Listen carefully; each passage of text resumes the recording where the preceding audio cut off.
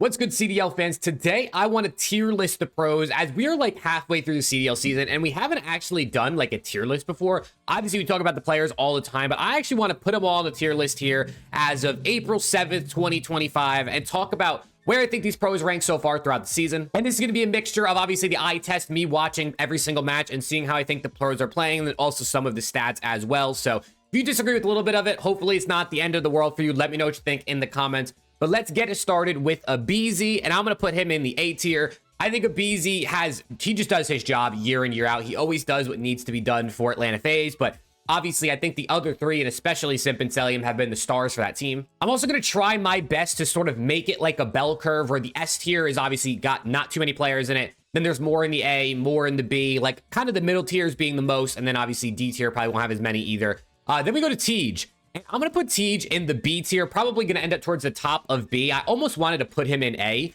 but there's a whole bunch of other players I think that are going to end up in A. So for me, Tej is going to kind of be top of B. I think he's been probably consistently Ravens' best player when you look across online and LAN. And honestly, BO6 has kind of revived his career. Next up, we got Attach. I'm going to put him in the C tier. He'll probably end up towards the back end of the C tier. Honestly, pretty underwhelming season for him. The overall, yeah, it just hasn't been a whole lot from Attach this season for me. Now we got Priesta. I'm putting him in the D tier. He wasn't too good on LAG. He hasn't really done a whole lot in his first couple series on the Falcons. So he's going to comfortably slot down there for me. Moving on into Scrappy, undoubtedly S tier. Scrap, I know LATs have not won an event just yet, but Scrap has been the best player for LAT across the season. He's pretty much good every single series, bar a couple maps where like people hold it against him, like his 6 and 19 on Hasi or the donut he dropped in the grand finals on Vault SND. But overall, Scrap is still that guy, and he of course is going to be in the S tier. But right after him, it just perfectly works out in this, we have Celium, who's also going to be in the S tier, if I can put him there. I'm going to try and do it in order throughout the tiers. It might not end up exactly perfect, but I don't generally get to where I want it. But Celium, I think, might be the best player in the game at this point. Some people think it's Simp. I kind of think Cell should have won MVP at Major 1 and Major 2. And Celium's just been elite recently. The amount of clutches, 1v2s, 1v3s, and Search and Destroy he can pull off. You never count this guy out, and he's looking so good at this game. Next up, we have Kremp, and I'm going to put Kremp towards the top of B. I'm actually going to put him over Tej. I think he's been C9's best player this season when you look at the entirety. I think he's been really good. He's one of the best SND players in the game. He's really good at getting first bloods, and I think he's been a key piece to Cloud9, which a lot of people probably didn't expect coming into the season. Moving on into Kenny. He's going to the D tier, right? I think Kenny's gonna, work his way up this list as he continues to play with Minnesota Rocker. He's looked significantly better in his first 2 series with Minnesota than he did for the entirety of the season he was on Optic, but obviously what he did on Optic is a big part of what he's done so far this season, and he was one of the worst individual players in the game, right? I'm trying not to take too much of how the team plays into these, but obviously, like, if your team's winning more, if your team's winning on LAN, that's going to overall boost your stock. So it's a bit of a balance, but Kenny, Optic, Scott, and TH, they haven't been too great, and obviously he's been bad individually, so he's in the D tier. Next up, we got Dan Ghosty, and I'm going to put him in the A tier. Ghosty has just been a consistent variable for LAT. He'll have a couple series where, like, Scrap and Hydra and even Envoy will just be frying, and he doesn't really have to do a whole lot. But overall, this guy is just good at every mode. He leads in the comms for this team, and the things he brings to this team definitely enables them to play really well. Bunch of clutches in SND, really good in SND, honestly, this season, but just quality across every single mode, so I'm putting him in A tier. Next up, we got Nero, and I'm going to put him in the B tier. He'll probably end up towards the back end of the B tier. He was really good stage 1. He kind of took a step back stage 2. And I feel like it's coming back to those inconsistencies we've gotten to see from Nero, where like still has his moments and we still know what he can do. So I'm putting him in B. Next up, we got Arcides. He's only actually played 2 series, so I probably shouldn't even rank him. But just based off what we've seen so far, I'm going to slot him in towards the top of D. Other than like 1 hardpoint match, Arcides has kind of not really done a whole lot. So I'll put him in D, but take his with a grain of salt because he's only played twice. Next up, we got another guy who's only played like 2 series in the league, and it's Super. He has been exceptional in SND. He's only played, like I said, twice. I think he's played like 3 SND maps or 4 SND maps so far in the CDL. But he's got the #1 KD, a 1.82 as I look at it here on my second monitor. A little bit underwhelming in Respawn, so I'm going to put him in the C tier here next to Attach. Next up, we come to Dashy, who I think has probably been Optic's best player over the course of this season. He was probably the best player, at least the best AR at the beginning of the year, the first couple weeks. Then obviously Optic hit a big rough patch. I think he was still consistently like a backbone for the team. And then more recently with the roster change has gotten back into form. I'm going to put Dashy in the A tier, probably in between Abizi and Dan Ghosty here. I just think he's been good for Optic, and I think he's going to continue to get better. Then we move into Dylan Envoy, a player who I feel like is hard to rank because Envoy's one of those players that when you look at the scoreboard, he might end like 26 and 26 or like 28 and 30, and it's like, doesn't look that impressive, but it's the kills he gets at the times he gets them on the map, whether it's on rotation or breaking a hill, and like the way he baits for his teammates essentially to also get kills. It's the things you don't see on the scoreboard for Envoy, I think, that make him so good. And honestly, for me, I'm putting him in the A tier. I'm going to put him above Dan Ghosty as well. I just think what Envoy does, especially on land, Envoy's more of an eye test guy. When if you actually watch this guy play, you know how impactful he is for this LA Thieves team. If you just look at his stats, he might look like more of a B tier player, but from actually watching, and maybe I'm a little biased because I'm a Thieves fan, as everybody knows, but I watch their matches very thoroughly, looking for all the mistakes and the things that they do because I want them to be perfect. And Envoy, for me, just makes a lot of the right plays. Now we got 04, who I think has had an interesting season. He was kind of hit or miss in the first stage. He's even said, like, he kind of thought he came into this year pretty confident. He wasn't really grinding as much as he thought he should have. Now he's been grinding more, and we've seen the improvements throughout stage 2, and obviously them getting a second place on land. He's probably been the quote-unquote worst player on Surge, right? But and when I say worst, he's not been bad by any means. For me, I'm probably going to slot him just like in the B tier. I think he plays his role. You're going to see a lot of like these just like SMG players that sort of do their job in the B tier, it looks like so far. I think Kremp and Tej, I would probably say, has been better just based off thinking about how when I've watched their matches, what I've been thinking about them. So I'm going to slot him in B. Next up, we got Tyler Fellow. He's only played twice as well. He hasn't really done a whole lot. But he looked okay. His hard point is a bit but his control has been really good and his SND has been decent. I'm actually going to put him in the C tier towards the back end, probably by the end of this, but I think he's been okay in his first couple series. Now we got Joe Deceives, man, and this guy has been phenomenal this season, bro. He's been absolutely amazing. I think he's probably a top 3 SMG, at least top 4 SMG, depending on, you know, maybe how you'd work that out in the game. I'll put him in the S tier, man. I'm giving Joe Deceives the S tier nod. I think with just how good he's been, especially on land at Major 2, he has been Ultra's best player, which sounds crazy when you think about the fact that he's playing with Kleenex on his team. This guy has just been absolutely phenomenal, and I'm putting him in S tier, and if you disagree, I don't really care. Moving on to Slasher. I think he's just been a consistent guy for the Ravens this year. You know, he has some big hardpoint maps here and there, which I feel like you don't expect from Slasher. You know, as he gets older, you don't think he's going to be as good as he is, but this guy's longevity is something to be studied, to be talked about more. I kind of want to put him in the B tier. I'll probably put him, honestly, right next to Tej, maybe right behind Tej. Next up, we got Johnny, aka Johnny, aka Jonold. He has been pretty good in their first couple series. He hasn't played a whole lot, so I'm kind of just going to put him in the B tier, probably end up being towards the back end because he has not played a lot, but he's been pretty good. And so far, he's #1 KD overall and in control, right? Like I said, not a lot of maps there, but 2.38 KD in control in his first couple maps isn't too bad. Now let's talk about Xnid, one of the hardest players probably to rank in here because I think we see what he can do individually. And we know with a better team, he's going to perform better, as I feel like we're starting to see with this new Falcons roster. The Falcons have not won yet. He's had a ton of maps also where he's just gotten fried because that just happens when not only your team is not that good, but also you're kind of under-repped when it comes to playing Respawn against pro-level players, the best players in the world. As much as I want to put Exit up higher, when you really think about it, like, I'm probably just going to slot him in the C tier. I'll put him towards the top of the C tier because we know what he can do, but overall, statistically, he hasn't really done a whole lot, and he's had a lot of maps when you really do look back at it where he was getting cooked. Now let's talk about Real, a player who I think has been really good this season, honestly. I think what he does for Miami Heretics, especially that top 3 run on land at Major 1, he's just been consistent. He's really good. I mean, the rumors of Optic wanting to buy him out when they were going to drop Pred, it just shows you how much stock I feel like he's growing in the scene. He's one of those guys who I think is like borderline A/B. I'm going to put him in B for now, but he might end up towards the top, if not moved up by the end of this. Mac had a good stage 1 and a bad stage 2, honestly, if you ask me. So kind of the way he balances out, I don't think he's going to be too high on this list because of how good his stage 1 was. I'll put him kind of, you know, in between Exit and Super here above Attach. Now we get to talk about Neptune. This guy he's been insane, right? Another guy just like Joe Deceives, I think has been a top 2, top 3, top 4 SMG. Depends exactly, you know, what you'd want to do specifically, but I think he has been absolutely insane.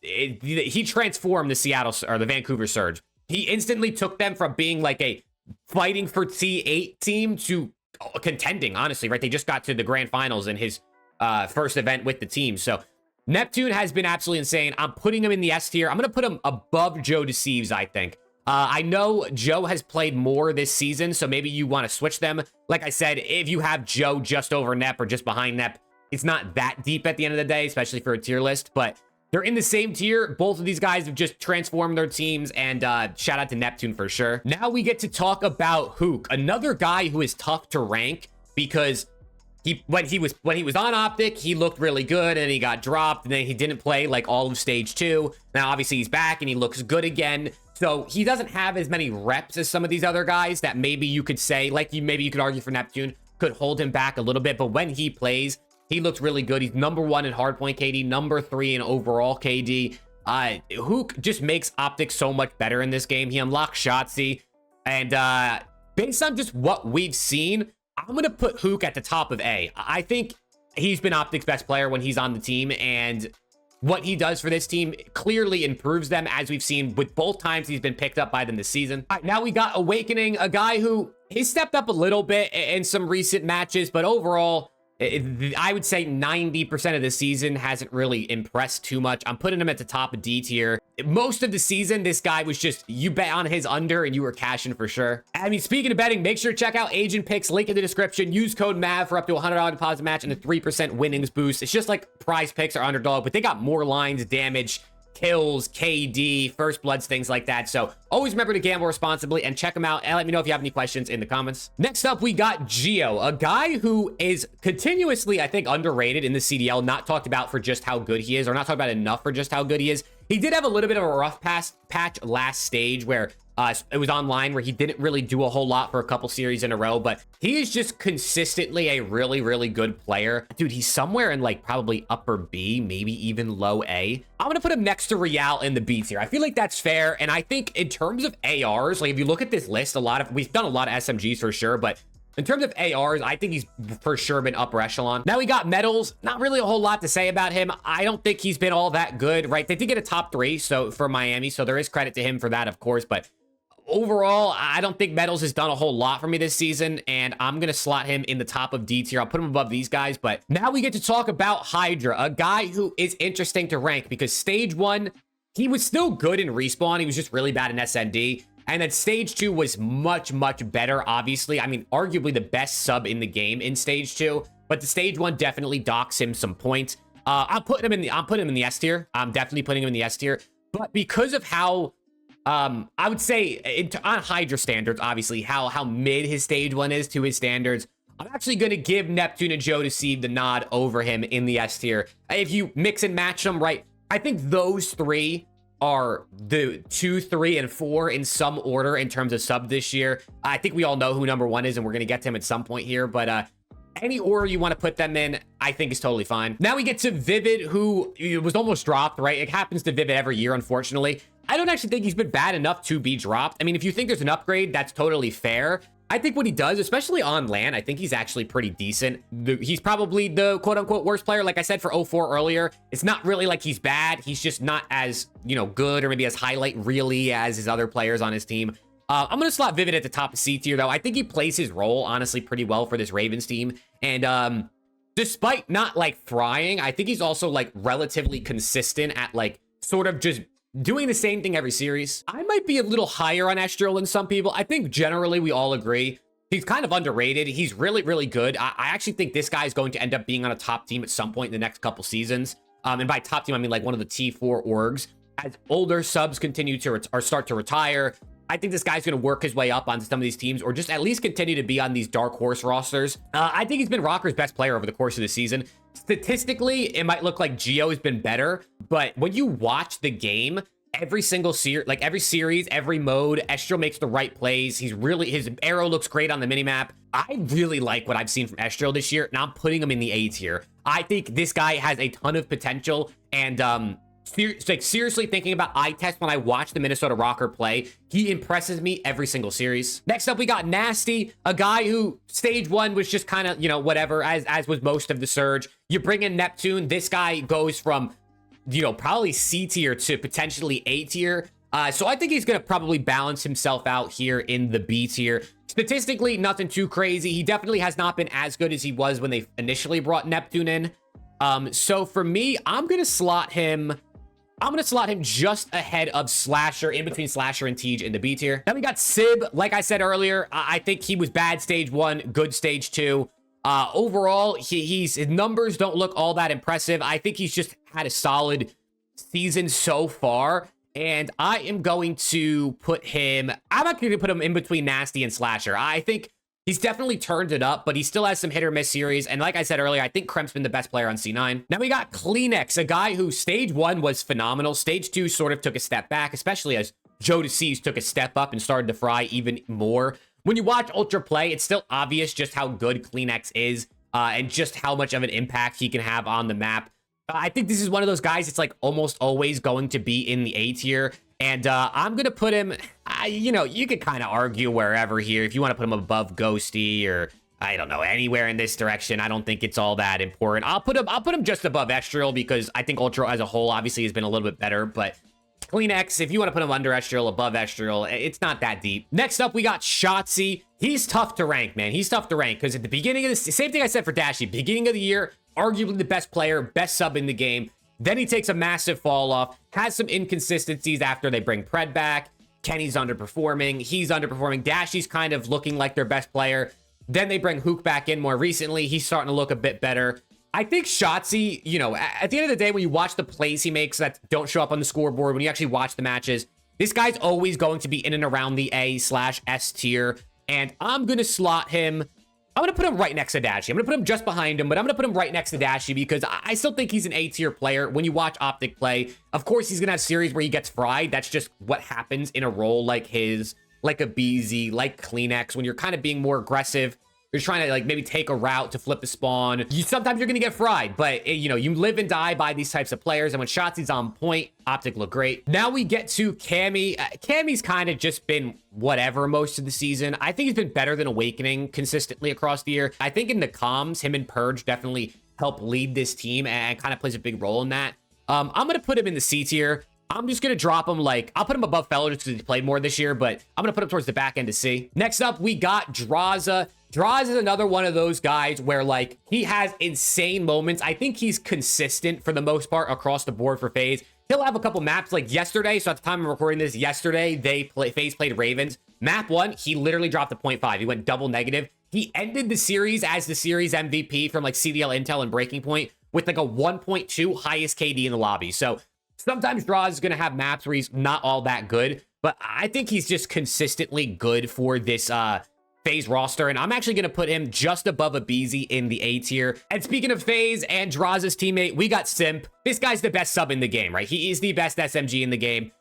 You could argue he's the best player in the game. Like I said earlier when talking about Celium, I kind of think it's Cell right now. I'm going to put Simp right next to Celium and Scrap in the S tier. If you want to mix and match here, if you think Scrap's the best, Simp's the best, Cell's the best, I think it's between these three, honestly, as who's really the best, but also because I mean, Simp's won an MVP already at a major. Celium's won an MVP at a major. They've won both. I'm going to put the two of them at the top for sure. But I'm giving the nod to Celium for me personally because it's my personal list. Now we got Snoopy. Poor Snoopy, man. This guy, I feel like, has just been left out to dry with his team a lot of the time this year. He is pretty consistently their best player. Control is definitely a weird mode for him where I feel like he's kind of underwhelming. But in Hardpoint and Search, this guy is pretty elite. I can't lie to you. He's pretty elite. He's one of those guys that upper B, lower A is kind of where I feel like he fits in. I think I'm going to drop him. I think I'm going to drop him, honestly, like in between Kleenex and Estriel in the A tier. I actually think Snoopy's been really good. I said in the preseason, I thought he was going to have a great year in BO6. People thought I was crazy and I was way too high on him. He showed that maybe I knew a little bit what I was talking about something at least coming into the season. And then Snoopy's sub duo Purge.